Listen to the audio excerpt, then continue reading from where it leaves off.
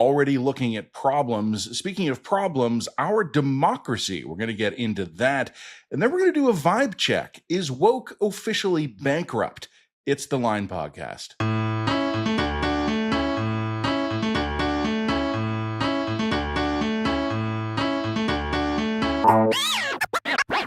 This episode of the Line Podcast is brought to you by Unsmoke Canada, which is dedicated to helping Canadians who are looking to quit smoking understand the full range of options available. Despite decades of government programs and increasing regulations, today, nearly 4 million Canadians still smoke cigarettes. Adult smokers who choose to continue to smoke should be aware that other options exist. While not risk-free, alternatives such as heated tobacco, vaping products, and oral smokeless products provide a potentially less harmful choice. Smoke-free alternatives do not involve combustion or burning, like smoking a cigarette does. Instead of heavily restricting access and information about these options, Canada's government should be adopting common-sense legislation that will help further bring down Canada's smoking rates and put information in the hands of Canadians. Information such as the relative risks compared to cigarettes. Because the products are not the same, and they shouldn't be treated the same. It's just common sense. Learn more about how a smoke-free future can be achieved at Unsmoke.ca. So I'm excited because Jen said just before we started rolling, she wanted to tell me that I was right about something, and I don't get that a lot. But I want to just make a quick observation to Jen too, and I was in Calgary this week. I had dinner with Jen and some other people, and it was a wonderful event. Can I make an Ontario visits Alberta observation that will hopefully not piss people off? No, but you can definitely do it anyway. So I don't think this will piss people off, but the dinner we were at, a few dozen people, and before dinner got underway, everybody stood up, introduced themselves, said a few words. And as far as I know, I was the only one who dared admit he was from Toronto at that dinner. Almost everyone else, I think, or literally everyone else, was Albertan. And or Albertan now. Lots of Albertans have come from Ontario. That's right. Standing up and introducing yourself before a dinner is not unusual. What I have in no other place other than Alberta ever seen happen is that everyone talking about how long they've been in Alberta. And I don't know if y'all even notice this. But like, I'm sitting there having just arrived from Pearson Airport like 90 minutes earlier and just making it to the dinner in time. And someone gets up and goes, and I've lived in Alberta for 13 years. And then the next guy gets up and goes, I'm 5th generation Albertan. And then the next woman gets up and goes, I've been here for 27 years. And just around and around and around. And I'm sitting there and I'm going, we do this in Toronto. That's an interesting point. This isn't a thing. Yeah. And now I'm wondering, is it an Alberta thing that's weird, or are we the weirdos in Toronto? It's an Alberta thing that's weird. I think you're right. It's a really interesting observation. It's not a criticism. It's not bad. I actually kind of liked it. No, it's not a bad thing. It's not a bad thing at all. But it was weird. The thing to remember is that most people in Alberta are from elsewhere. Very few of us were born here. Ironically, I was born in Alberta, but I was raised at BC and I went to school in Ontario and I lived abroad and then I came back to Alberta. But to be born in Alberta is pretty rare compared to as a percentage of the population. Most people come here or choose to come here. And, you know, I don't know, are you more Albertan if you've been here for a certain amount of time than others? Put it this way, I think that there's also a habit from some people, particularly more progressive people who come to Alberta, to stay here, live here for a year, say, oh God, this is the worst place I've ever been in my entire life. This place is dreadful, and then leave. And think that living here for a year gives them some kind of credibility to do that. So, and that I think tends to irk people quite a lot. So when you come and say, look, I've been in Alberta, I mean, I've been in Alberta for 15 years now. Just saying like, look, no, I've been here and I've committed to this place gives you, I think, more credibility to criticize it and criticize and praise it from a place of being informed. Does that make sense? I just thought it was fascinating. And, you know, in Toronto, I was just thinking of my own circle of neighborhood friends, not the people I grew up with, because that's obviously a skewed sample. The people I grew up with grew up where I grew up. So that's not a great demographic sampling, but like kind of the people I've met in recent years are from everywhere. Just thinking of like people in my immediate neighborhood, small town Ontario, Ottawa, Montreal, a couple of BC, one from Edmonton, like it's and many from abroad, from Europe or Mexico and so on and so forth. But in Toronto, I don't think we would do that. And I think the idea that, to your point about Alberta being a place where a lot of people aren't from there, Toronto, a lot of people aren't from here. No, it's true. It's true. We just don't do that. It's an interesting observation. The other thing that I think that is sorry to interrupt, but did it even occur to you until I brought it up, or is that just a normal thing? That's a normal thing. That's a very, very normal thing. So the other interesting point here is something that I've observed about Alberta is that sometimes the most rabid kind of popular conservatives or the most rabid F. Trudeau tribal conservatives. Yeah, moved from Markham 6 months ago. Yeah, they moved from Markham 6 months ago. It's and they put on a hat and they have this kind of idealized version of Alberta being this conservative fantasy land. Which is an interesting phenomenon. But some of the most rabid versions of this are people who have moved from Ontario. It's like they have been so disillusioned by the dreadful politics of Ontario that they come to Alberta thinking, finally, I'm free of the socialist hellscape, and they really lock into a kind of almost cartoonish Albertan conservative identity. You want to know where you find the proudest Montrealers in the world? Toronto. Yeah. Yeah. Yeah, it's the same thing. It's a whole thing. Whereas people who are actually the fifth generation Albertan, and my family's been raising the farm, have a much more nuanced and much more, I think, grounded relationship to conservatism in the province than people who have moved here. So it's a whole weird dynamic. Yeah. Look, I liked it, and I'm not criticizing it. I even see value in it, and I think it would be great maybe if it became more of a thing. If we normalize saying, hey, I was born here and I grew up here, but I've been here for 8 years. Like that, I think that would be a great community bonding thing. I think it could be a wonderful thing, particularly in a city like Toronto, which is incredibly multicultural. It can be awkward to ask sometimes, hey, where are you from? Where'd you grow up? Like if we just normalize putting it out there, you'd learn about your friends. You would learn things about them. I liked what was happening, but it's just by quirk of the way we were seated, I wasn't the last person to stand up and say who I was and where I was from, et cetera, but I was near the last. And it was just a quirk of kind of where the go-round started.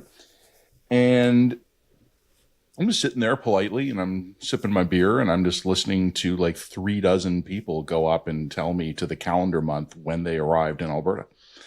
And it was just interesting. Maybe this is a cultural difference, but this is also why I found that in the height of what we would call the woke area, when people would get very, very upset about saying, oh, and where are you from?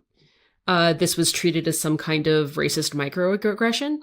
Yeah. Because I will point out that, most of the people at the dinner that we were at were white. we just do this naturally. This is just a culturally normal thing to do, to explain where you're from and how long you've been here.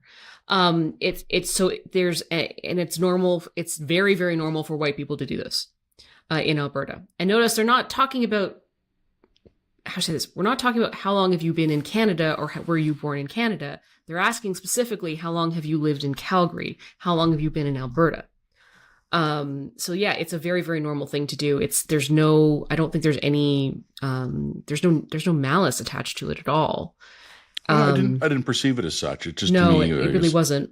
Matt flies to Calgary, does anthropology, and reports. Yeah.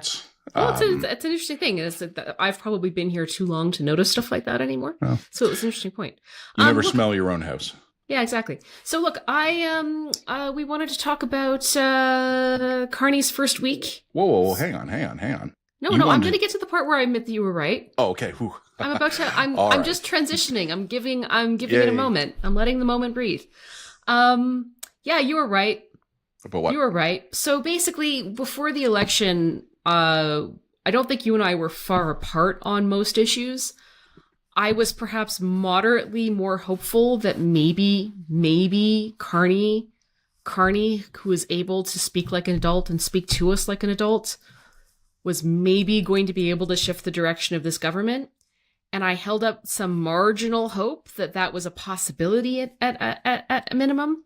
Whereas I think that you made the point, or your last column before the election was essentially, you can't trust these people to fundamentally run a different government when it's the same people with a new leader on it. Carney, you took very much the lipstick on a pig conversation attack on this, and looking at who Carney has appointed to cabinet and their first week, essentially as a government, all my hope has died. All my hope has died. I think that essentially... I'm Ken. I've been in Alberta for 15 years, and all my hope has died. All my hope has died. Thank you. Thank you for dinner, and everyone applauds. Thank you very much. Yeah. Look, this is very much Trudeau version 2, I think, is the overall takeaway of all of this. There are not that many new faces. And what my overwhelming signal that I've received from Carney's first real week in government is that the Liberals are still hanging on to the assumption that the problems that they had under Trudeau were all communications problems. And now that they have a better, more able communicator, they'll be able to convince us all that the way that they were really doing things was just great. And so it's going to be a version of Trudeau, but with a lot more symbolic conversation about building things in the hypothetical. And pipelines, now that there's some consensus on the matter for the moment. Yeah, I have to say I'm pretty disappointed by what I'm seeing. And also I feel like this is also a moment where I'm going to give my little side rant. No budget, fall economic statement. So just so people are aware, the Carney basically said, look, there's not going to be any budget that we're going to vote on. There's not going to be any confidence motion. We're not going to be getting to any of that stuff till later. And there will be a fall economic update, which I don't think will be a confidence motion. But I don't know. It's possible that the fall economic statement might be a confidence motion if they have to allocate new spending. So, I mean, just as a process nerd position, that's enraging from my point of view. I could understand, especially considering the recounts are still ongoing in certain ridings. We actually don't know what the final tally of Parliament's going to be, even now. And in that kind of scenario, I think that there would be a justification for putting off a budget for a couple of weeks until we had a final tally. I could see that. But look, not to get all process nerd on all of you, but the legitimacy to govern is granted on the basis of confidence in our system. There's a throne speech coming up, though. And the king's coming to give it, and I think they'll have to vote on that. They will have to vote on a throne speech. Yeah. So yeah, he will have to do that. So I'm not saying it's not worth getting to the battlements and manning the stations over all of this. But to be putting off a budget for a year in a non-emergency situation, and I don't think you can make the argument that this is like a COVID-style emergency, that is a horrific precedent to be setting. And, as I said, confidence is allocated in our system, not just on the throne speech, which is one of the confidence things, but also in how we spend money. That is a confidence motion. That correctly belongs in the purview of Parliament. It's actually the core of Westminster style democracy. It's a core of Westminster style democracy. Right. We should not be going potentially a full year without a full budget. That is, I find that inappropriate. To me, it is very much a signal of a continuation of a liberal style of government, that the rules don't apply to us when we don't want them to, or when it's inconvenient for us.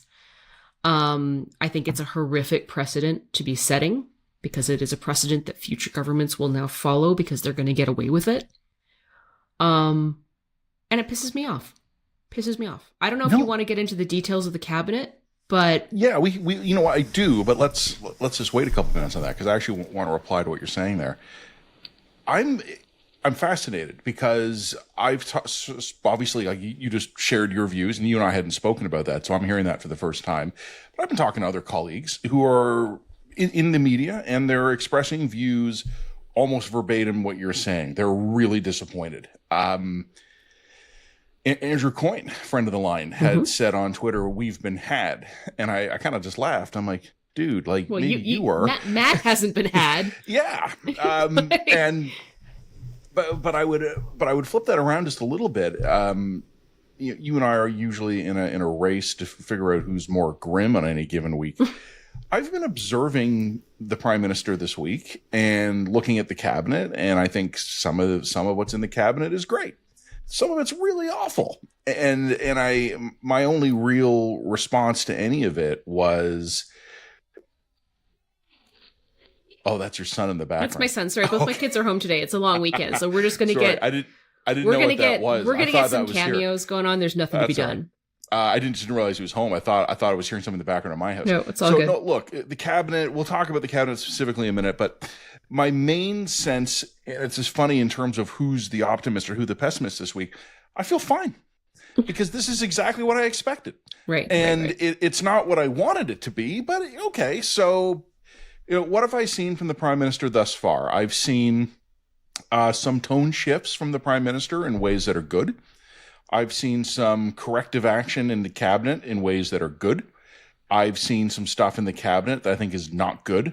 I've seen the budget stuff, which I entirely agree with Jen. There will be the throne speech, so he will have to test the confidence that has. But basically, he's punting actual governing as long as possible, which is not great when the entire Carney narrative was decisive leadership now. And then it's like, and then he gets sworn in and it's like, we'll get back to you.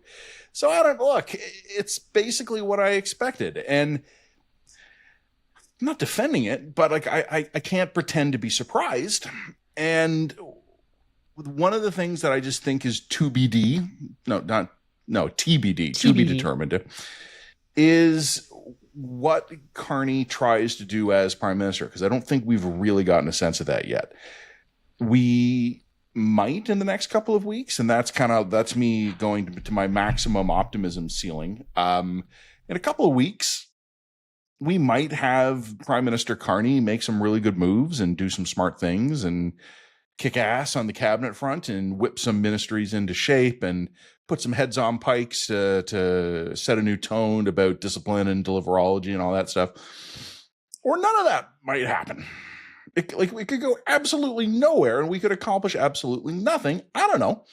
And I'm just waiting to see, because we'll talk about the cabinet now, I guess. But okay, I'm not saying this to snipe at any of my colleagues in the media, but there are certain events that I think always get more attention than they deserve. By-elections and cabinets. And I wish I lived in a country where the composition of the cabinet gave you a meaningful sense of the national direction. But I don't. I live in a country where if the Prime Minister is fully engaged and if he gets a PMO firing on all cylinders behind him, we can probably nudge this massive ship of state where we want it to go. But if the Prime Minister is just swallowed up by the blob of Ottawa, which is basically my one sentence summary of what I think happened to Justin Trudeau and what could easily happen to Mark Carney, then nothing's going to change. And fuck it. No further, nothing to add. No further comments. Look. As far as I can tell, it's the same people. I mean, what's really disappointing to me is that Carney should, with a resume like he should be able to bring in a lot of really interesting people from outside of the Ottawa Liberal sort of bubble to be helping him run this. And with the exception of maybe Tim Hodgson, which is an interesting choice, and I think that was hopefully one of the better choices in natural resources, I don't see a lot of that. I'm just seeing basically recycles of Trudeau's cabinet for the most part. I'm seeing the same bloody people, the same bloody staff. Garrettson, of all people, was appointed to deputy whip, and that was the moment when I gave up all hope. Was it deputy, or was he just house whip? House whip. Sorry, you're right. House whip. Sorry, I apologize. Yeah. Anand's back in play. That's good. But look, I can tell you from an Alberta perspective, one of the things that everybody was watching for this cabinet was, what are you going to do with Guilbeault? Look, everyone knows. From an Ontario perspective, we were watching that too. Guilbeault's a problem. Yeah, All right. Guilbeault is a problem. And if you want to be a prime minister who is taken seriously when you say we need to build infrastructure fast, we need to talk about pipelines, we need to talk about becoming an energy superpower, that's going to involve conventional and non-conventional. Guilbeault's, on the extreme end on the environmental side. That's putting it mildly. I'm being gentle here. And he's an obstructionist, right? Like he is not in line with that position. And he was moved to Heritage. Great. As a journalist working in Canada, really happy to have Guilbeault in Heritage. Looking forward to dealing with C18 for the rest of my natural goddamn life. This podcast now falls under the ambit of Stephen Guilbeault. Yeah, exactly. Great. Fantastic. That's awesome for us. Thanks, Mr. Carney. But then, of course, Guilbeault this week was... He couldn't help himself. He couldn't help himself. So what happened this week is that rather than have Carney's first week give the impression of being disciplined together, everybody's on board, rowing in the same direction with the direction set by Mark Carney, instead what it's given the impression of is a cabinet or a government that is horrifically undisciplined and is already backsliding into Trudeau's old ways. Guilbeault was sort of asked a little bit about pipelines, and he went off and gave a smirking little answer about how nobody really wants to build pipelines. Like, what are you talking about? We're going to hit peak oil in 3 years. Nobody wants this product. I mean, look, I'm going to take the Alberta side of this out of the picture. Mr. Carney, someone around Mr. Carney, this dude, Guilbeault, is undermining you and your core message within 3 days of being put in cabinet. If you don't take him out back and shoot him metaphorically now, you're going to have to do it later. Because he's just demonstrated to you that he's a liability. And I keep on hearing from Liberals saying, well, you can't possibly, not put Guilbeault in cabinet. He represents, a really important coalition of people. It's like, that coalition ain't going anywhere. You've effectively won a majority here. The NDP is toast. The Bloc is on its back heels. You are never, your Guilbeault's coalition or the people he represents are not going anywhere. They're with you. You have the buy-in. You have the consensus. You don't actually need Guilbeault to do this anymore. And the longer you keep him in cabinet, the more of a liability he's going to be. Also, you've just demonstrated that you're putting up with someone who is willing to undermine the core message of your government, which means if he's going to do it, other people are going to do it too. Guilbeault just went on camera, winked to his coalition and said, don't worry, guys, nothing's really going to change. And how Mr. Carney responds to that is going to tell us whether or not it's true. And my guess is that Carney's going to do nothing. Well, look, it's Friday afternoon. We're heading into the long weekend. Maybe they're timing some kind of a 5 o'clock Eastern or so news dump. But, I mean, it's been 2 days. They're not. Since Guilbeault said that. They haven't done They're not going to do anything. They're not going to do anything. They're going to shrug and say, well, he's allowed to have his opinion and blah, blah, blah, blah. And the problem is that is giving a really clear message to people in Alberta about how serious any of this is. And you've just demonstrated symbolically to Alberta that all of your talk during the election was bull. And that you're going to run this exactly like Trudeau did. And you're going to just basically... Yeah. And that's what you're sending. That's the message you're sending us. Right? That's the message you're telling us in no certain words. Ultimately, anybody can talk, right? It's like you're not judged by what you say. You're judged by what you do. No, if you're a Liberal, you're judged by what you say. Fair enough. And then anyway, and then God, I mean, that's the distillation of 30 or 40 Matt Carney columns the last 5 years. Exactly. And meanwhile, you got Gregor Robertson in the first week basically talking about how we're going to bring down house prices without actually reducing the cost of homes. We've got, which goes back to a column I wrote 4 years ago about why no one is ever going to fix the housing crisis. Yeah, no, I invented a slogan on the spot for it. It was more homes, less demand, stable prices. This is literally...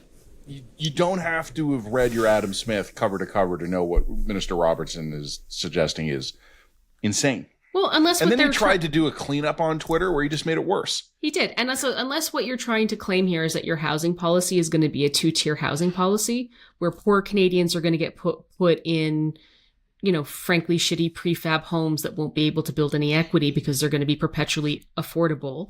And the rich Canadians will get the single family attachments that they can make millions of dollars off of.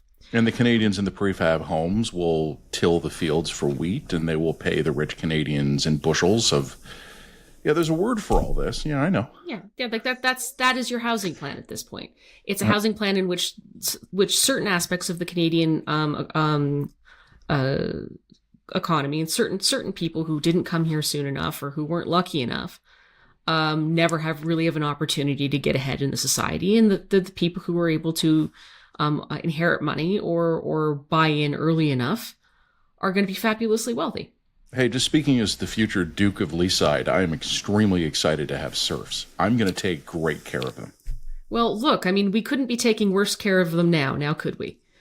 Worse is always possible, Jen. So but that's the scenario here that you're laying out. That's the only way that you keep existing house prices stable while introducing more affordable housing, is to create a two-tier citizenship system, or a total division of any kind of class mobility. Or collapse of class mobility. Mike Moffat, is great. Housing expert jumped right on this, and he goes, it hit some funny, sardonic tweet where he's like, "Come on, guys, don't jump on the housing minister. He's right. We can make housing affordable without dropping prices. We just have to freeze the price for 40 years. Yeah, and then inflation will catch up, and housing will become affordable with 40 years of inflation, and no one's house price ever go down." But yeah, so I mean, then at the same time, also we have to have a conversation about demand, and demand is also driven by population growth. Population growth is driven by immigration. Mm-hmm. So, great, have fun with that.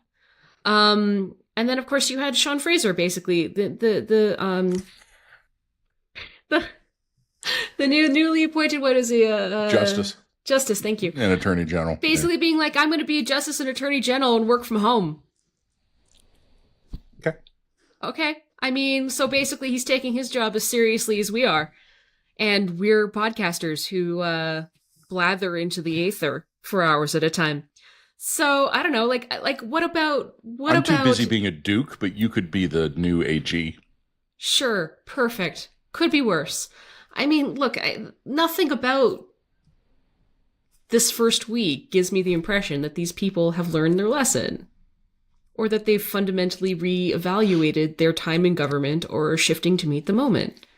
I was asked a few days ago what I'm worried about.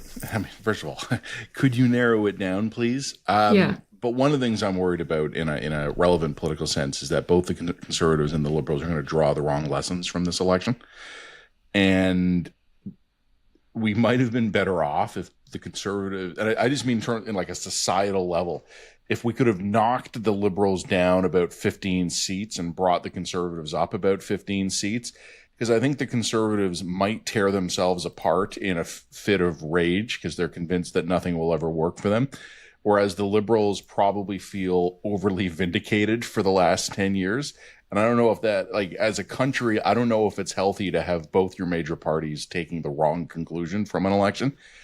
The thing we haven't mentioned, and I'm not sure it's huge, but I thought it was interesting because Robertson, the new housing minister, who was formerly the mayor of Vancouver, where his record on housing was suboptimal, displaced Nate Erskine-Smith from housing. And Nate is considered a pretty good housing policy guy, and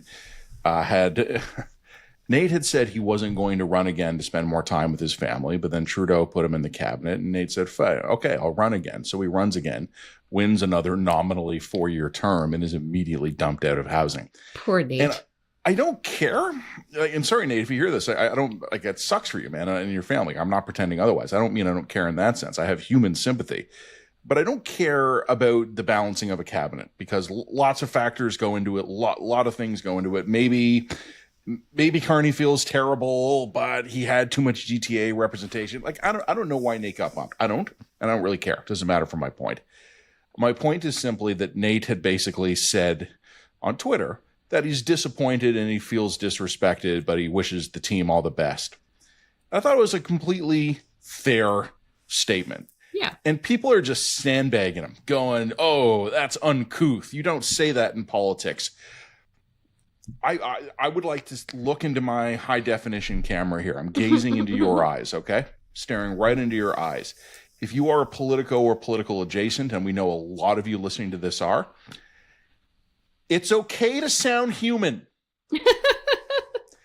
Like, I don't know what collective idiocy you have all bought into where you think it is good for you, your parties, or our civilization that y'all sound like fucking androids all the time. Nate is disappointed. He expressed that. The world He's allowed failed to end. be disappointed. That is reasonable. Do you think we'd be better off if you all sound more robotic? Like, I want to meet the Canadian politico or adjacent who honestly thinks we're almost there, and if we can just get these guys 5% more bloodless and programmed, we'll be there. It'll be good. It's just a communications problem, Matt. Once we get our communications right, all of Canada will come around to realizing how great we are. You just wait and see. We haven't gotten the communications just right, which is why people hate us so much. Right? Yeah. Sure. Just get that comm strategy perfect, and then all of our problems go away. It's all a comm strategy, Matt. It's all a comm strategy. It's comms all the way down. Okay. I give up. Well, we got to week 2. We got to week 2 before we gave up. Maybe we just need a long weekend. I think maybe we need a long weekend and a vacation. All right, we should put a pin in that there. Matt and I are going to try and keep this podcast under control. I realize you could tell the more we need a vacation, the longer our podcasts get as opposed to the shorter, because the more rambling and angry we get. So, look, we're going to try and keep it to like an hour and a half or less this time. Let's see if we can pull it off. And on that note, do come back after the next segment, www.likeandsubscribe.ca. No, Jesus, I clearly need a vacation. www.readtheline.ca. But do like and subscribe too. Yeah. There you go. This episode of the Line Podcast is also brought to you by Innovative Medicines Canada. With a new government in place, one thing remains clear. Canada must continue to prioritize patients and healthcare innovation. Innovative Medicines Canada is focused on collaborating with all levels of government to improve access to life-saving medicines and develop a healthcare system that prioritizes patients, ignites innovation, and drives economic growth. Canada's innovative medicines sector plays a critical role, not just in health outcomes, but in keeping us competitive on the global stage. That's why, even during a moment of political change, Innovative Medicines Canada is staying focused on the issues that matter most to Canadians. And as Canada moves forward with national pharmacare, Innovative Medicines Canada believes it's possible to expand access without limiting choice by strengthening what works and fixing what doesn't. Visit innovativemedicines.ca to learn more. Well, we've pulled ourselves together, had an energy drink, and I want to talk democracy. For yourself. I got into the booze. You're a 2-drink drunk. If you were in the booze, everybody would know. I know. It's so bad. At the event we were talking about, I had my 2 drinks, and the chair was wobbly, and I was like falling off the chair. No, it was. The chair was fine. The chair was wobbly. I swear to God. So we are saving our time and energy for our third segment, which does not mean you should not listen to the second segment. It's going to be fantastic, but it's going to be a little bit short.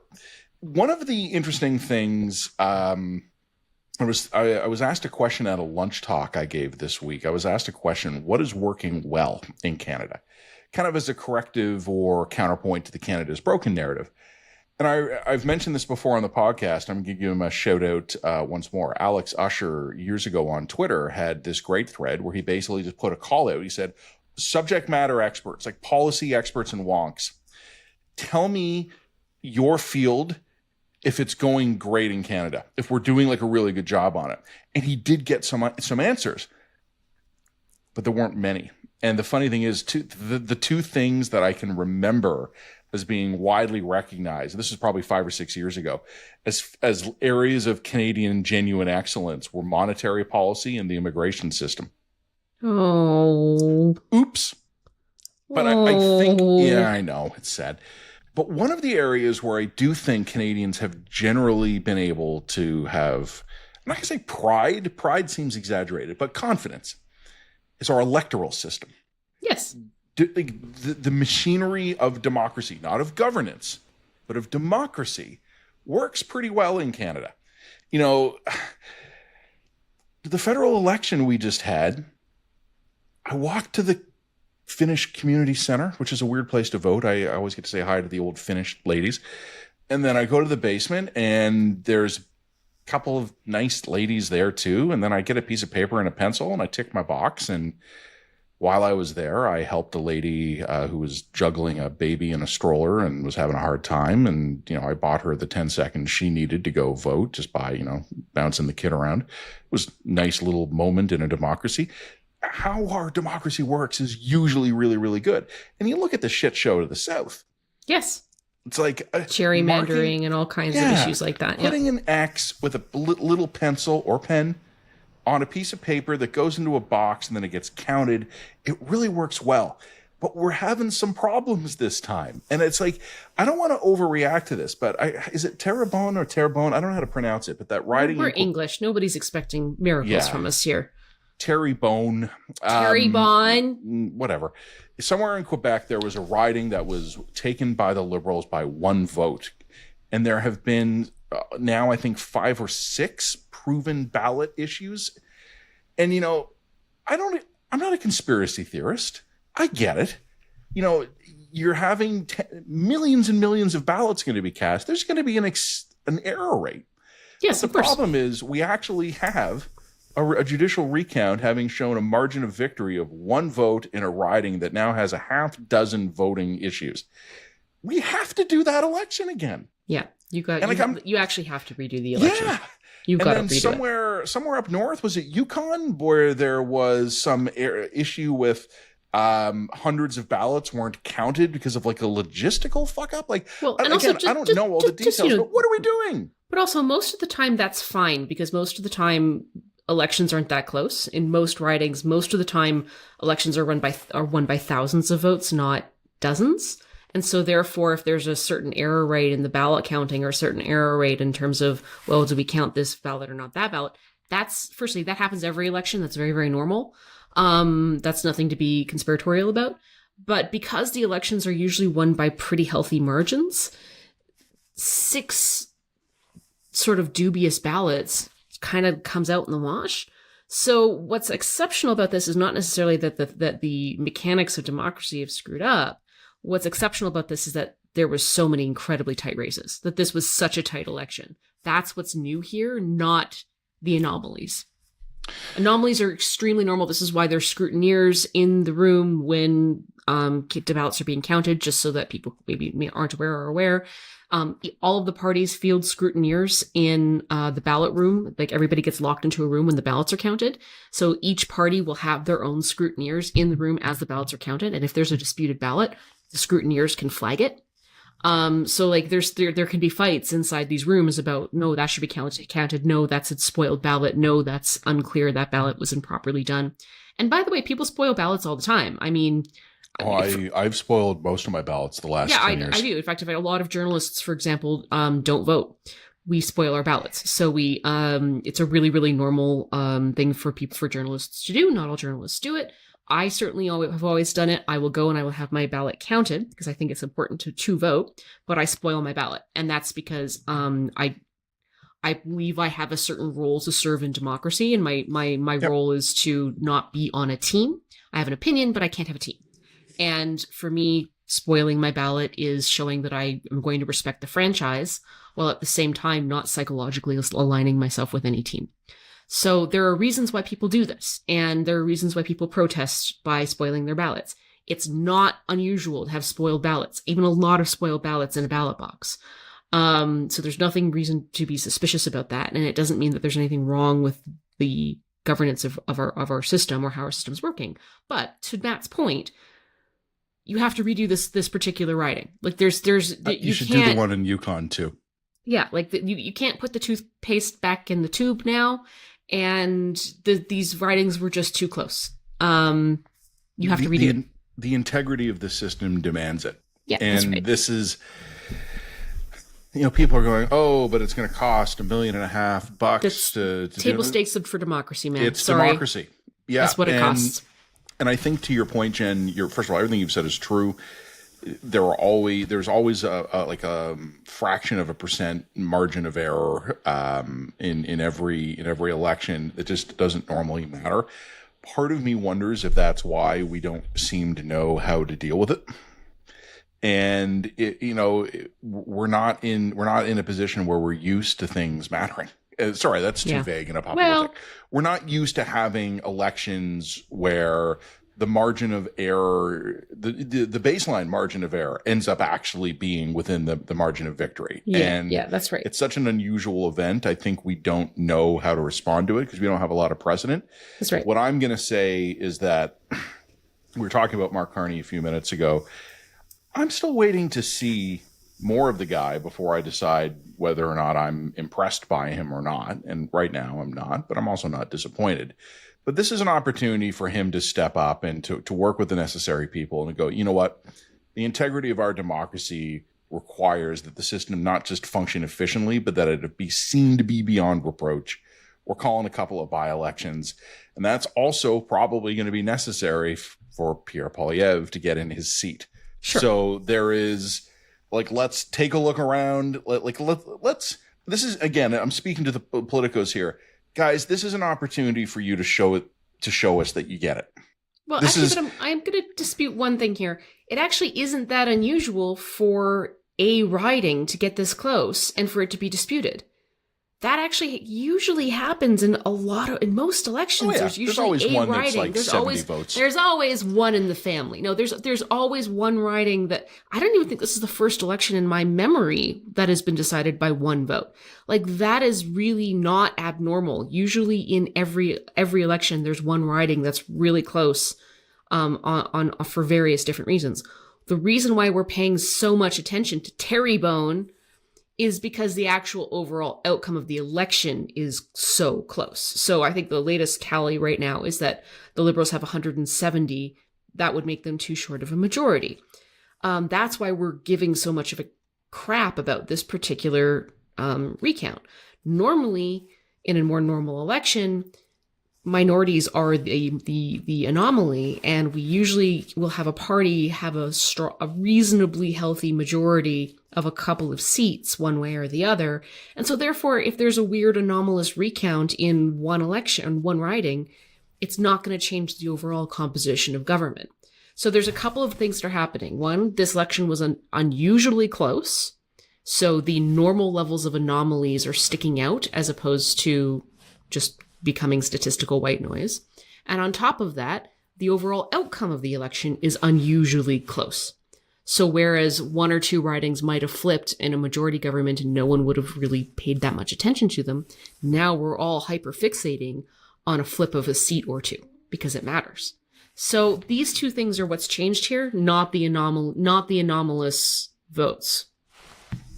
I would think it would be a good thing for them to just call some by-elections. And Yeah, you're right, that's you said it perfectly. Table stakes. You want to be a Table democracy. stakes. This is what it costs to play. So, while we're at it, fix the goddamn prime minister's residence. Just get her done. All right. On that note, I think we want to come back and talk about vibes, and I don't want to necessarily have this be another super long podcast. Do you want to put a pin in it there, and we'll come back and we'll talk about yes, but with one additional comment to make as well. I was thinking about we talked a little bit about this before we started to roll. We kind of decided not really to talk about it, but we were looking at. There's been some complaints coming out about voter inequity, number of residents and electors per riding, and how the Atlantic provinces your vote counts for more, because in some Atlantic provinces they are well below the average for how many electors per riding. And I was thinking about this a little bit. You're right. I don't want to spend a segment on this. It's an important issue and we should talk about it, but not on a Friday before a long weekend. But I was thinking a little bit just about the kind of what you said about the table stakes for democracy. One of the things that I'm worried about with the United States is how there is no longer a kind of a neutral arbiter who would be trusted. Mm-hmm. Everything is just a will to power between competing factions. Issues like calling by-elections when results are disputed, issues like fixing official residences, issues like redistributing ridings. If we were a healthier democracy, all of these things would just be easy. And I know we're not as bad as the Americans are. We're not as bad as the Americans are on this. But I don't like the trajectory that we're on. Okay, worry. The reason the Conservatives are reluctant to ever talk too much about vote redistribution out west, and the reason why the Liberals would be reluctant to do it, is because Conservatives know they'd be accused of being self-serving, and the Liberals would be accused of being self-destructive. But the Conservatives don't control the vote redistribution, nor do the Liberals. Someone has to come in eventually and basically say, Elections Canada, fix this. Well, okay, but let's look at this, because I realize that this has been a perpetual issue, especially for Albertans who feel that they are underrepresented in Parliament. And what I think that Albertans often forget is that we are comparatively underrepresented in Parliament because there aren't as many of us. And we live in a representative democracy. And, you get a certain number of representatives in Parliament and in the Senate according to your population. Is it a perfect distribution? You clicked over 5 million this week, according to StatsCan. 5 million, yeah. Now, is it a perfect distribution? No. But I think people often think that it is a more imperfect distribution than it actually is. So I'm going to pull up the numbers here. Now, these are Wikipedia numbers, which are usually pretty good, but, you can dispute them. But look, Ontario, 116,000 people per MP. Quebec, 108,000 people per MP. British Columbia, 116,000 per MP. Alberta, 115,000 per MP. And then you get into the people who are arguably more or better represented in Parliament as a per capita distribution. Manitoba, 95. Saskatchewan, 80. Nova Scotia, 88. New Brunswick, 77. Newfoundland and Labrador, 72. And of course, the radically most overrepresented province in the country is Anne of Green Gables. Prince Edward Island, 38. Yeah. The territories are also more represented as MPs per population. So, it's not... Albertans like to think of this as saying, well, wait, we're so radically underrepresented. You're not. We're actually better represented than Ontarians. We are represented on par with the other wealthy provinces, with the exception of maybe Quebec, which is a little bit better represented than us. But BC, Ontario, Alberta all essentially have the same representation. Quebec is marginally better represented. The provinces that are actually more represented tends to be the lower population, poorer provinces. The lower your population and the poorer you are, the better you are represented. And the territories. But of course, the territories don't become a very strong political bloc because they just don't have very many people. They're called territories for a reason. I mean, if you want to complain about this list, the province that you have the most right to complain about is PEI. PEI probably shouldn't be its own province. And the hell with those guys. But that PEI is absolutely an artifact of Confederation. But really, are we going to be picking on Do we care that much? No. You're a little, but not that much. Not that much. Should we be fixing the slight disparity between Quebec and Ontario, BC? And yeah, should we all be at about 116? Yeah. Probably Quebec deserves to lose a couple seats, and Alberta, part of the reason also why Alberta tends to be a little bit underrepresented is because we're growing so much faster than the other provinces. And the redistribution lags. Lags that growth. So is there some kind of horrific disparity here? Is it unfair that poorer, smaller provinces are proportionally slightly better represented? Not slightly, somewhat better represented than the richer, higher population, higher growth provinces? Is that something that we should be running around with our heads cut off about? Probably no. Should we fix it? And should we be equalizing this? Yes. Is this something that we necessarily think we should be manning the battlements for? Probably not. You're in a battlement manning mood. Am I? Well, not over this though. Not over this. Jen's got battlements on the mind. I do. Maybe I'm overusing the metaphor. I'm sorry. No, I'm for it. I'm thinking you're of those. For it. I'm thinking of those picture books we used to have in grade school. I forgot what they're called. The big white ones with all the big pictures. They had a really cool one about castles and medieval weapons. Yeah, I mean, this is also a long-standing grievance for Alberta, who has always been politically, aggrieved about the representation in the Senate. Yeah. We're consistently underrepresented in the Senate. The thing that I would just point out to people is that the Senate doesn't matter. I'm sorry, like, I don't mean to be a jerk about it, but like the Senate is actually, I have a lot of value for what the Senate actually does, but the Senate doesn't really go. How do I explain it? The Senate isn't going to overrule the House. The Senate actually can provide some really excellent additional study and consideration to bills and legislation, and they're actually doing, in my experience, the Senate does a better Really good job. work. Yeah, I agree. At that stuff than the actual House. A well-used Senate is a real plus for Canadian democracy. It helps. It helps us with governance for sure, but the Senate isn't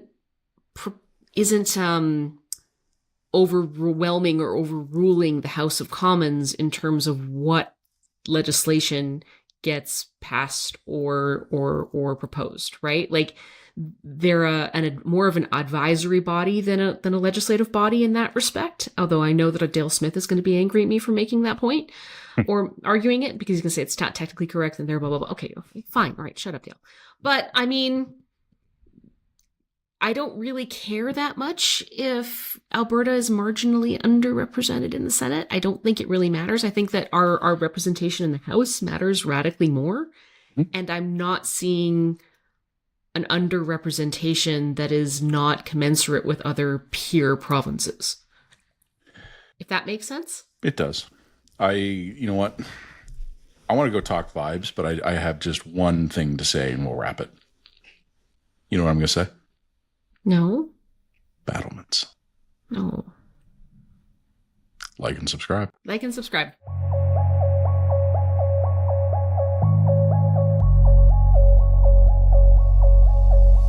We're going to talk vibes. We're going to talk culture war. But I'm going to offer a public service announcement, Jen, just because I'm excited about this. I think other people should be too. I was telling Jen this earlier. I was missing some critical business documents. Couldn't find them, was tearing the house apart, was ripping a fringe of hair out. I was genuinely really worried, because these are things that they are replaceable, but only with money, effort, and expense, and time. And we all know the experience of trying to get paperwork placed in Ontario is almost impossible nowadays. Read my latest column. I was freaking out because I keep a set of documents in a clearly labeled envelope in one drawer. Couldn't find it. And I was thinking, did the kids move it? Trying to figure, did I take it somewhere and then forget it and filed it in the wrong place? My wife, God bless her, she said, remove the drawer and look in the back of the cabinet in case it had somehow fallen out. And that's exactly what had happened. So just as a shout out to anyone who's missing anything critical, if you cannot figure out where it went, take the drawer out of the dresser or the file cabinet or whatever and just look. Because you'll be amazed what you find there. Because not only did I find my documents, I guess somehow the drawer got closed and the documents popped up and over. We also found some other stuff, and it was kind of it was years too late to matter. But we were like, oh, that's where that went. So every once in a while, take out the drawers and look down the back of the cabinet. This has been a public service. Did you, Kira, have to just rediscover your marriage certificate or something? No, man, I guess we are official. No. It was our marriage, you and I. It was a line document. It was business documents, yeah. And don't worry, I think we're replicated over here. At least my husband is taking care of our paperwork, so I'm pretty sure we're okay. Yeah, but I didn't want to screw that up because we would have needed stuff reissued. And anyway, found it. If you ever can't find something, look down the back of the cabinet. All right, vibe check time. Line is almost 5 years old. Yeah. It's kind of mind-blowing to think about that. It's a 5-year mission, and we've been doing it. When we started it, I don't think Jen and I are revealing any secrets here. If I were to tell you that one of the reasons we started, and there were many, it wasn't and this is why we shall do the line, but one of the reasons we started it was because North American media was eating itself alive. Yes. There were inter-newsroom battles, careers were being destroyed, people were getting canceled.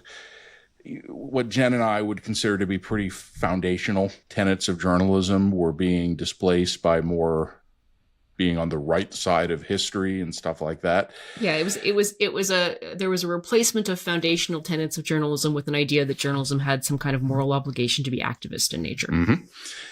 Which I will just reiterate, I have no particular qualms with activist journalism. I think that there's a role for that in the ecosystem. But it's a part of the ecosystem, yeah. It's a part of the ecosystem, and that's fine.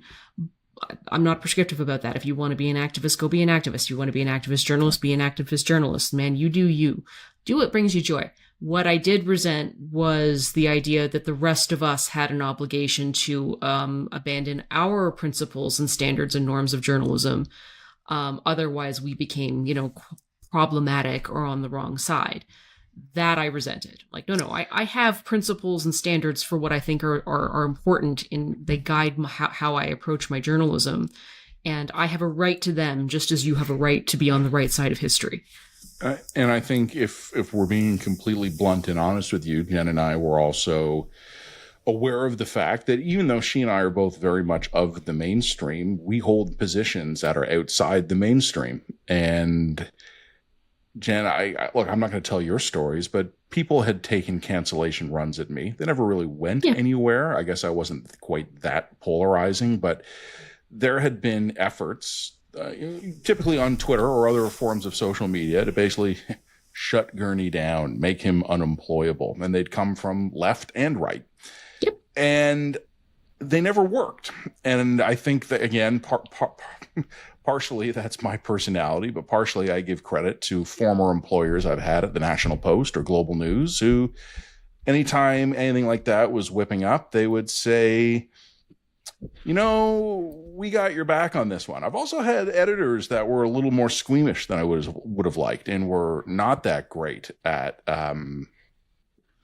sticking around and saying, we've got your back. Former editors now. Well, and I'll just the line exists so that we would become uncancelable. Yes, that's right. And I would say it's like, you were sort of gainfully employed throughout much of this time. I was not. I was a freelancer. And I could track the state of the culture wars by my income statements.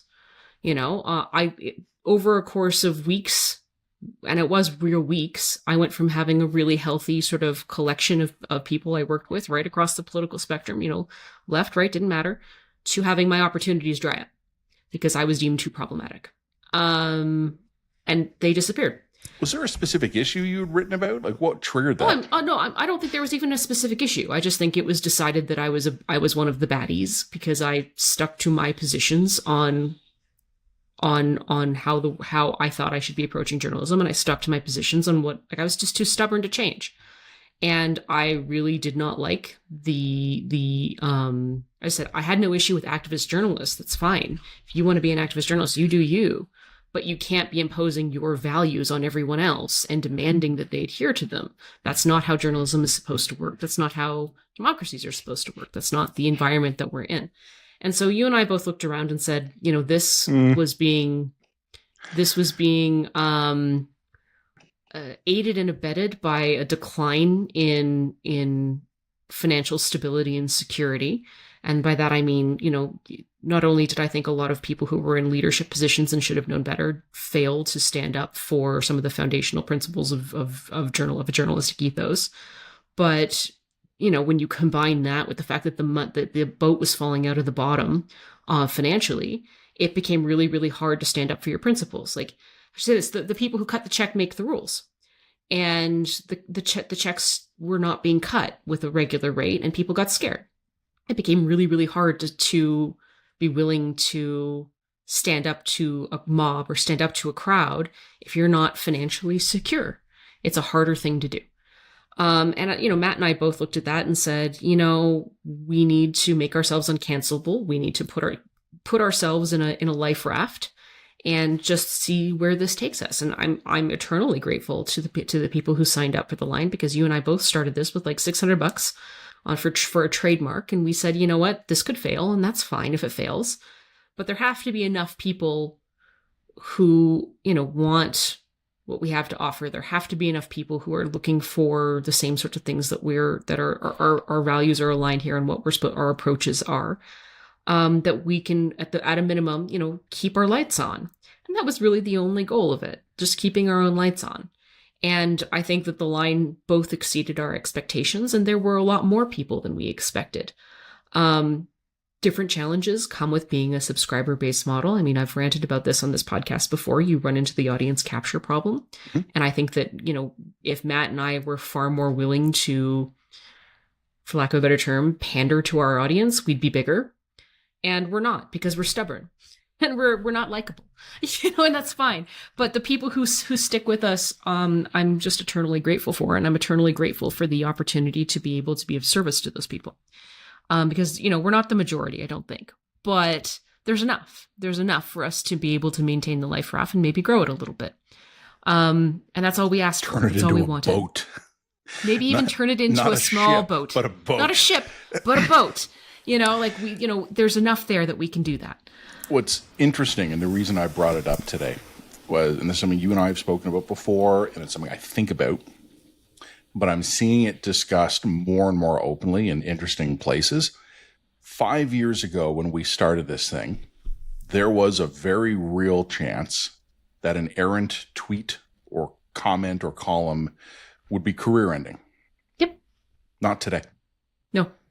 And it's fascinating to me. I've been looking at there was an op-ed in the Wall Street Journal, which was actually interesting enough that I think it might be a worthy on the line if we can get the guy, a researcher who was writing about this. The American columnist identified as a left-wing columnist, Noah Smith, mm-hmm. talking about how excesses in the progressive movement, particularly around issues of law and order, public safety, and trans identity, basically destroyed progressivism in America. Yeah. And you and I have described it as a pendulum swinging. Mm-hmm. And we've called it kind of peak woke being around the time of the George Floyd riots, which sure. That is when a critical mass of the normies went, nah, we're out. We're voting Trump. Like we're done. Like we're not doing this anymore. And I was just thinking about this week because more and more indicators are coming out. More and more companies are slashing DEI programs. More and more institutions are acknowledging excesses in recent years. And you and I have said this before. Go for it. But there's two things I want to point out here. One is that pendulums swing both ways. Mm-hmm. So right now we're kind of at the nadir of the pendulum swing. It's now starting to move to the right. And we know that it's going to the right there is what I would call the woke right. There is an ideologically purist right. An ideologically purist right that is every bit as intolerant and every bit as happy to use illiberal tactics to silence critics. And they're going to come after us too, inevitably. Yeah, and these guys are better armed. Yeah, better armed. And I think that in some ways in many ways, I think what we're seeing with Trump, it's very much a reaction to the excesses of the left, and it's going to be much, much worse than the worst of the left. It is already getting to be much, much worse than the worst of the left. I mean, I'm sorry, but no woke professor ever shipped people off to an El Salvador mega prison without due process. Like we're already beyond. Next time though, they'll get there. Oh, well, this becomes the fundamental problem with the pendulum swing, and that is the norms that you codify for yourself, you inevitably codify for your enemies, and your enemies will take those norms and worsen them. And then you've got, us poor assholes in the middle basically saying, yeah, I'm going to call out both teams as I see it, which makes us enemies of both teams. And like I said, my concerns about being canceled by the left, that's now years past. I get to go back on the CBC again. Great. At least as long as it exists, which may not be much longer. I think it just got a couple years of runway. It's got a couple years of runway now than it previously did. But look, as more and more of what's considered the cultural right, I don't want to call it conservative because it's not necessarily ideologically conservative. I call it the cultural right, takes over more and more control over cultural power. They're going to use their power in exactly the same way and worse than aspects of the liberal left did. I'm fully prepared for that. I understand that's coming. Matt understands that that's coming. And we're going to hunker down and build our little boat as strong as we can be so that we still have the luxury and privilege of being able to speak our minds and call people out no matter whether or not they should be called out from the left or the right. Because we're actually not culture warriors. We really don't want to be that. But the thing that I would say that I would notice is that I'm noticing a lot of gaslighting about this, particularly from progressives. There's a whole lot of... That never happened. That never happened. There's a whole lot of memory holing about the realities of the last few years. There was no woke revolution. Woke isn't even a word. Woke is not a thing. Woke's just a derogatory term that the right invented about us. There was no any of this. And I'm like, no, as someone who saw the inside of newsrooms during the 2020s, yes, there fucking was. Don't gaslight me on this shit. There absolutely was a significant cultural shift and excesses. Let's just put it that way. And the reason why what we're seeing happen on the right happen is a reactionary movement to those excesses. We call it reactionary for a reason. They're reacting to something, not in ways that I approve of, by the way. So there's a lot of gaslighting that I really resent as someone who, watched her career be imperiled by this movement. I really resent the gaslighting. I really resent the pretending that this didn't happen. And I think that this is also tied up with the idea of, if you guys hadn't criticized the woke left, this emergence on the woke right would have never have happened. No. Nope. No. Nope. What's happening on the right now is unacceptable, and it's urbanization, and it has to be opposed. It absolutely does. But this isn't happening because Matt Carney and I and people like us were like, you guys on the left are being liberal twats. Like, that's not why this is happening. And I think that you are deluding yourself if you believe that's true. And I think you're absolving a degree of accountability that is rightly placed at your feet for that. I don't know. I don't want to engage in a kind of cultural memory holing just because I am opposed to what Trump is doing. I told someone during the pandemic that the comments he was making about things like mask mandates, vaccination, and things like that. And I took the pandemic very seriously. I supported public health interventions until they turned really stupid around the time of Omicron. But I was saying to a buddy of mine, one day this is going to be over. Mm-hmm. And you're not going to recognize the person you are right now. But you are posting on Twitter 15 times an hour and 6 Facebook posts a day, and you're writing Medium posts because it's your way of managing your anxiety.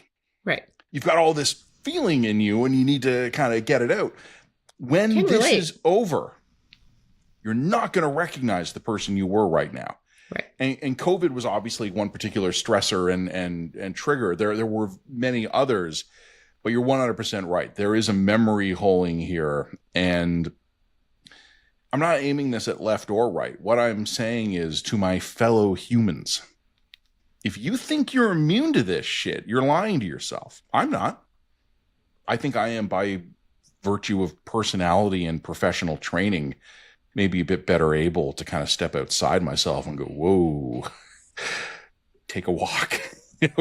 Go have a cup of tea, like just settle down. But one of the, it's a funny example, but it's not a funny, it's a tragic example. When it got really bad in the early 2020s, you could start to think back to when it started. And you were able to start seeing things that at the time were weird anomalies. Mm-hmm. But then you realize it was actually the first manifestations of this happening. My first one was when I realized the term free speech was being problematized. Free speech went from being a generic, completely benign value that was held across left and right to all of a sudden free speech as a term became problematized and became a code word for far-right neo-Nazis. That was the point when I went, whoa, I did not get that memo. What just happened to us here? So the one I was thinking of, it's a bit of bit of a dip into Matt's resume, but I was a senior editor at the National Post for many years, but I was in the commentary section. Mm-hmm. We didn't involve ourselves in news matters. Like that actually is like an important distinction. Divide. Yeah. But there was one day where there had been a mass shooting of some kind, and the victims were black. This was in the United States. And the shooter was white and had been taken alive. Mm-hmm. And I guess it was just a quirk of timing. There were no senior news editors around. They were at lunch or something like inane. And like I was the only senior editor on the floor. And I was talking with these guys, and they were like, terror attack, like racially motivated terror attack. I was like, yeah, we don't know that yet. Probably, but we don't know that yet. Like, yeah, I know what this looks like. Like I have eyes too, and I'm seeing this. Like I'm not blind here. But I remember like one newbie rookie right out of school web editor is like, what else could this be? I'm like, domestic. Many things, actually. This could be a domestic thing. This could be a disgruntled contractor who didn't get paid and is shooting it up. This could be a psycho, it's America, like a guy, for fuck's sakes, who is completely deluded here. I'm like, I know this is probably terrorism, and in the end, it was terrorism. Yes. But I'm like, right now, our job is not to pronounce; it's to report. Yeah. And again, I was really uncomfortable doing this because I had no authority over those guys. Yeah. But I was just like, guys, slow it down. We're going to say, let's stick with what we know. We have a shooting. We have victims. We have police on the scene. We have an arrest. And I remember later, because it wasn't just that I thought it was like a professional failure, is that they wanted to argue with me about how blind could I be. And I agreed with their interpretation. I mean, I took a quick look at the facts, and I'm like, "Ooh, boy, this is a white supremacist shooting up a black target." But in reporting, you build that story level by level, block by block. Where did it happen? Who's involved? And this also comes to a conversation of experience, because if you've been in a newsroom for any length of time, you've jumped to a conclusion and been wrong, and then you've had to walk it back and been embarrassed. So those of us who are old and decrepit, as we are more cautious about these pronouncements, not because we're like more racist. It's because we've been wrong more. We know ways that this can go wrong so quickly, right? So you have to be a little bit more cautious with you as you gain more experience in the field. But yeah, I mean, that's it. These were kinds of early indicators that we look back on now and say, oh, there were cultural shifts happening between our feet. There were assumptions that were fundamentally shifting beneath our feet that made the ground that we were on unsustainable. So as I said, I just really resent the memory holing of that. Just because we're in a worse place now doesn't mean that wasn't the ground that was happening back then. And the other thing I just want to say is like to the people who are on the conservative side, you guys were very clear-eyed about what was happening on the left. Can you be equally clear-eyed about what's happening around you on the right now? No. You guys are getting hijacked by exactly the same thing from a different perspective. And you're going to demonstrate the same moral failings. One of the things I found remarkable over the last 5 or 10 years, kind of as the pendulums was starting, probably hadn't even started to swing back yet, but it was losing momentum on its journey towards the left. We'll put it that way. One of the things, and I talked to some of my friends and colleagues about this, one of the things I could not understand was their anger. They were furious. They were just so angry about things that didn't directly affect them. And there are things I've been really angry about in my life. Furious. You know, I have had to get up in the middle of meetings and leave the room because my temper was getting the better of me. But it was about something that affected me directly, or my family directly. It wasn't something I'd read about in the Daily Caller. And I was saying to friends of mine, when did you turn this angry? This isn't the you I know. why are you so threatened all the time? And I think it was last week on the podcast, you had been recommending Tim Alberta's new book. Mm-hmm. And I, on your recommendation, I did pick up a copy, and I'm about halfway through it now. It's a longer read than you said it was. It's over 500 pages. So I've been able to crunch through about 250 of them. And one of the recurring themes that Alberta is writing about, and it's a book about the politicalization, it's a hard word today, politicalization of the evangelical church in the United States, how right-wing politics and evangelical Christianity have sort of merged in the United States. One of the things that he writes about a lot is one of the animating factors of this was a sense of anger, threat, being under siege, and being alienated. The American government is going to come and make it impossible, take our guns and make it, and put us in jail for believing what we believe as Christians. Yeah. There are a lot of people who did not go that extreme, but we're heading in down that path. And the problem is right now, some of them, as the pendulum swings, as it hits that equilibrium point, some of them, God bless them, are going to take that opportunity to step off. They're going to go, whoop, okay, that was a lot. I'm getting out of that. Others, they're going to ride that fucker all the way through, and they're going to get revenge. Well, and I think we are going to live through the revenge phase, and some of that's going to be directed at us. Of course it is, because nobody's hated more than a heretic, right? As I said, going back, there's a reason why I spoil my ballot, and that's because I have a set of values and a perspective, but I'm not in a team.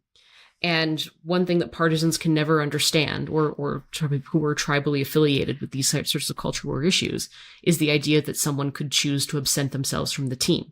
That's not a possibility in their worldview. And so therefore, if you're not on their team, you're an enemy. So they're going to come for us, and things are going to get bad for us. I understand that. I accept that. But what I'm going to say I've just spoke to my conservative friends now. Now I'm going to speak to my left-wing friends. Watch what happens in the conservative movement and remember that this is what happened to yours. So I would say is you are going to get really clear-eyed about what is happening in the broader tribal right-wing movement right now. And you are going to be correct about what's happening in the broader right-wing movement right now. I'm just asking you to maybe possess enough grace and humility to recognize that that's basically what your movement just came out of, or a version of that is what your movement just came out of. And, maybe if we can all try not to memory hole our team's failings for once, we might all come out of this as a stronger, healthier society than we did going in. I don't have a lot of faith in that. Yeah, I was going to say, you sweet summer child. I know, my sweet summer child. I don't have a lot of faith in that. But because I can already hear people screaming in my head saying, what do you mean? My team hasn't never made excesses or mistakes. How dare you? I was just fighting for the equal rights of people who are marginalized. I'm like, this is why our little boat has so much armor.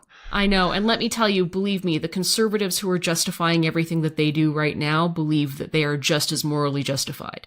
So... The only thing I have to add, and it's my concluding thought, is we started the line because cancellation was a real danger.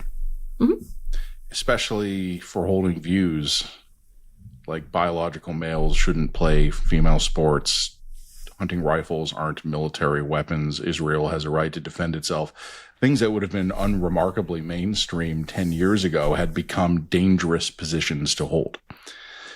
And what's incredible to me is how now we've swung to a place where I say this with some confidence, unless we said something that was completely unhinged or illegal, no one could cancel us right now. And it's not that because we're so powerful, but it's that any cancellation attempt these days actually has an almost immediate counter effect, which is, the left wants to shut the line down or the right wants to shut the line down. We'd get 1,000 new subscribers. Sure. And it was just this weird, bizarrely reactionary thing.